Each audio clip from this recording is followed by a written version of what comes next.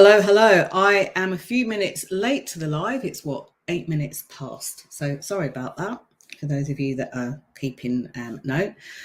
Today, oh, today I wanted to talk about visibility and your professional reputation. But if I'm honest, this morning, first thing, one of my friends called me to ask if I was okay with everything that's going on in the UK at the moment. Now, let's not get this twisted. There's a lot going on around the world.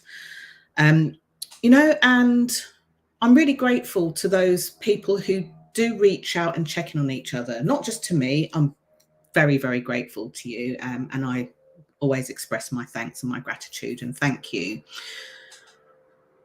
I know that there are many millions, billions of people like you who reach out, who check that people are okay.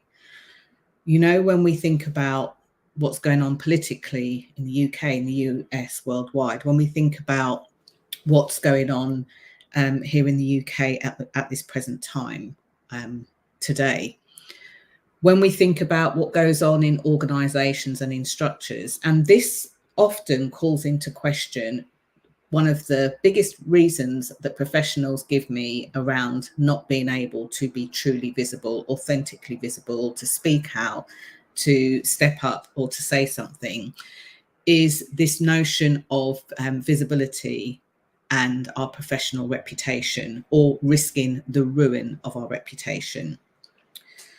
And you might say that this is different for me because I am a business owner. I am essentially my own boss.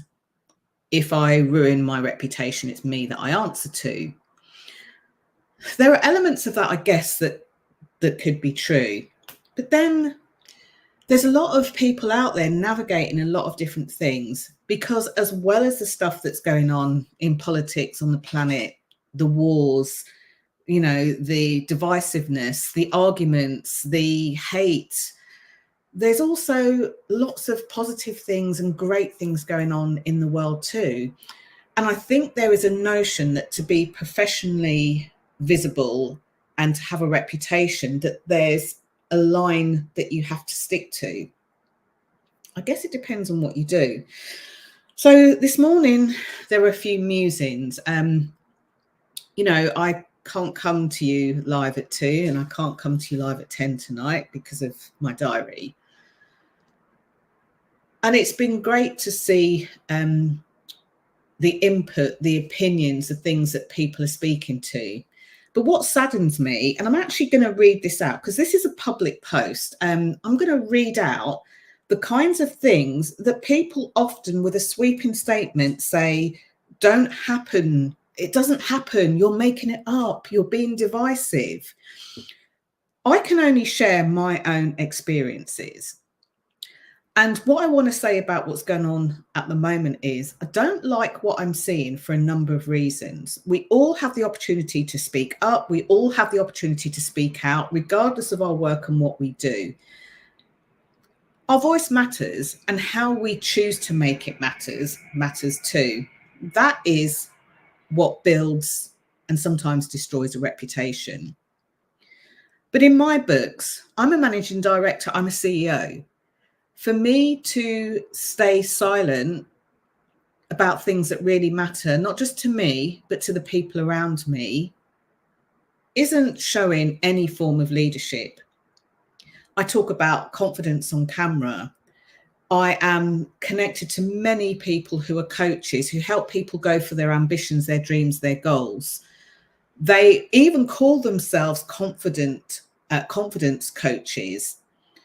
Yet when things really matter, not just to them, but to the people around them and to their clients, their confidence evaporates. This is not a dig. This is not a jibe. This is a call to action to put on your brave pants, pull them up. Be brave enough to speak. Be brave enough to show and demonstrate the places where you have empathy, the places that you care. Be brave enough to contact the people that need to hear your voice now. Be brave enough and bold enough to speak up about things that aren't right. And if you're very senior in a company, this is even more important to you, because as the leader of the ship, you're the person at the front of the ship. Everybody is looking forward towards you. You can look back, you can look around, but they are looking to you. Whether you're the chief executive, the managing director, the owner, the founder, whether you're the team leader, the manager, whether you're the junior person and wondering why nobody's saying anything around here. You know, this moment in time, hey, Ian, I was wondering about you. You're on my list today of people to check in on. So thank you. Hello, hello. It's tough. It's not easy. It's the reason why I created something a few years ago called Visibility for Difficult Conversations. But I'm going to read something, an example of something out to you. So a very dear friend of mine, who I don't want to kind of like drag into this, made a public post both on LinkedIn and on Facebook around being told by a relative it's not safe to go out there. And of the many posts where people were showing their support, listening to the conversation, just listening, learning, and doing whatever else, there are, of course, the people who never talk about this on their own profiles, but always seem to pop out of the woodwork and spring up out of nowhere to gaslight. I'm going to use the word gaslight, to vilify somebody else for sharing their lived experience. Not a thought, not an idea, but their lived experience. So I simply posted in a not so eloquent or graceful way, this is a ridiculous comment. It really was.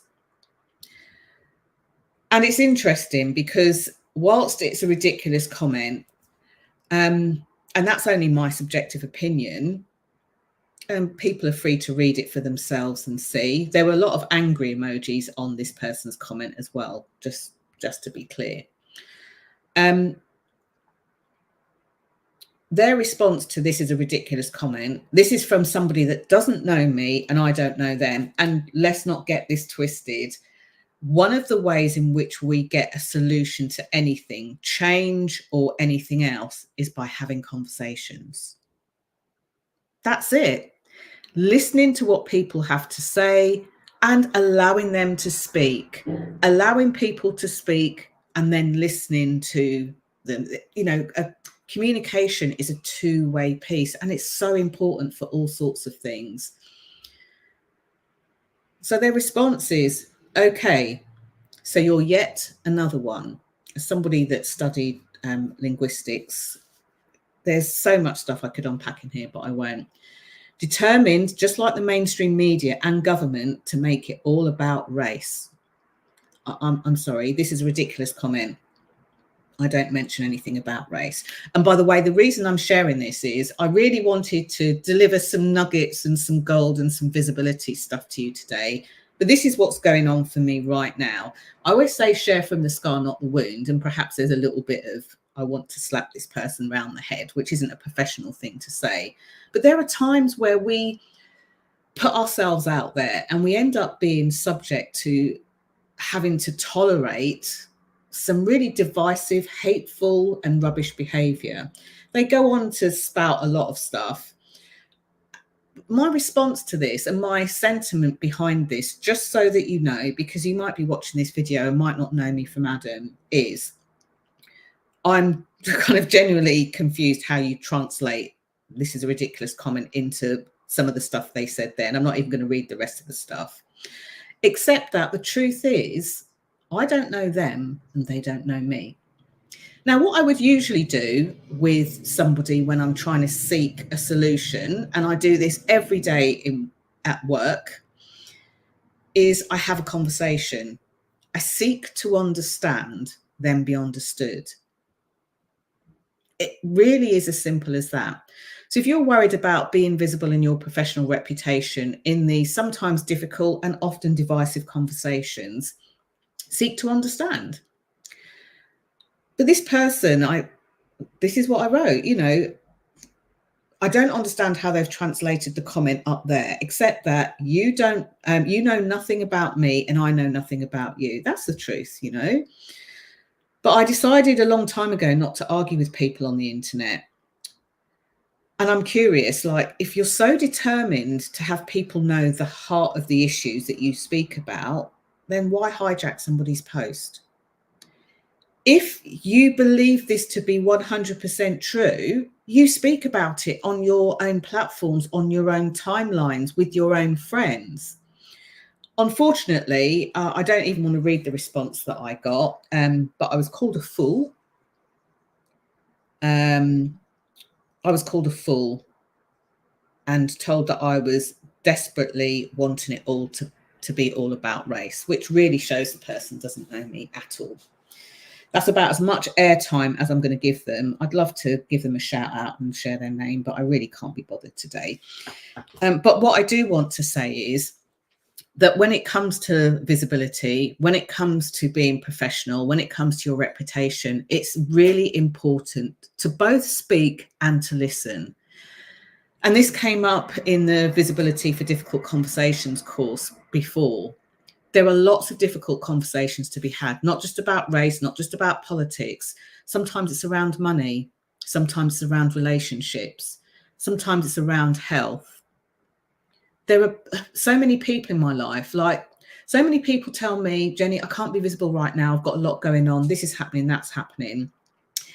If I dedicated one of these lives to all the things that are going on for me personally at the moment, you would probably be quite astounded that I even show up, that I even get out of bed in the mornings, that I even travel to teach people, to speak to people, that I even share my life and elements of my life so publicly here.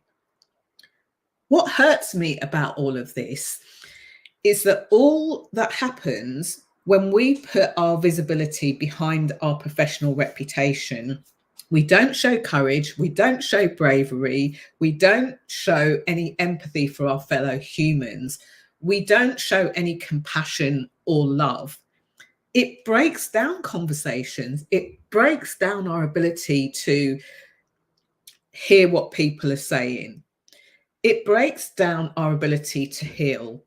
Now, this person, as radical as their thoughts and ideas and comments are that they share, bizarrely, I'd actually like to hear them, but I would like to hear them. I'd like to have them spoken to me in a dialogue where I can listen to what's being said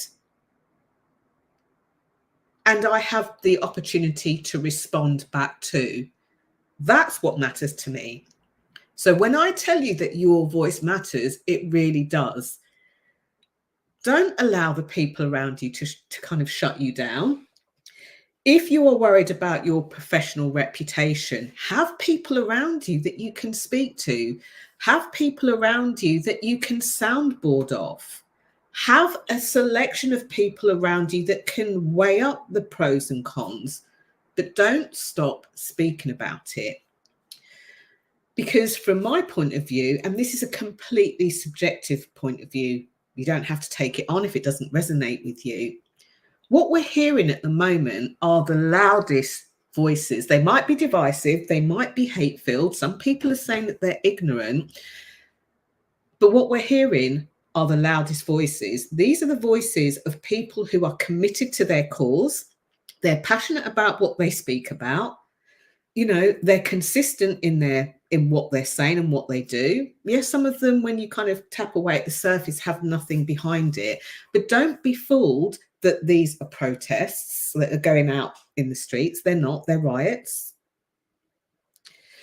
Don't be fooled that they're just idiots in the street with no common sense, because whilst it's being shown that a majority of the people, for a majority of people, this is true, there are lots of people who aren't part of this conversation. They aren't out on the streets. They aren't destroying people, but they have the same sentiments too. And the only way that we can uncover what's really going on and start to almost like dismantle really what is going on is to listen, to understand, and allow people to speak. So if you wonder why I don't argue with idiots on the internet, it's because they're not in that place. I am not in a place to throw out a load of words that I know aren't being listened to. And I'm certainly not in the place to throw out a load of words when I haven't heard what somebody's subjective opinion, thoughts, or anything else is. This stuff really matters to me for you. I want you to be able to talk about what you do. I want you to be able to voice your work. But this, is just one person who's talking about their experience and talking about what they're seeing at the moment. There are billions of people out there experiencing far worse than me shedding a tear publicly on a live stream that goes out to over 8,000 people on LinkedIn, to hundreds of people on YouTube, and to a couple of thousand on Facebook. And because it's public, people can get access to this video, and even if they're not on Facebook, they can get access to it on the internet. My hope is, people often separate their personal life and their professional life, and I did this at the beginning of my professional journey too. But sometimes the two get to mix, and it's a really good opportunity for us to bring a solution if we're able to. Sometimes it's an opportunity for us to sit, watch, and learn. Sometimes it's an opportunity for us to be able to speak. Sometimes it's an opportunity for us to be able to listen. And often it's an opportunity for us to do those and many other things. That is being visible, and that is a professional reputation. The mudslinging, the name calling, the everything else just won't do. Do better, everyone. Check in on people, support people.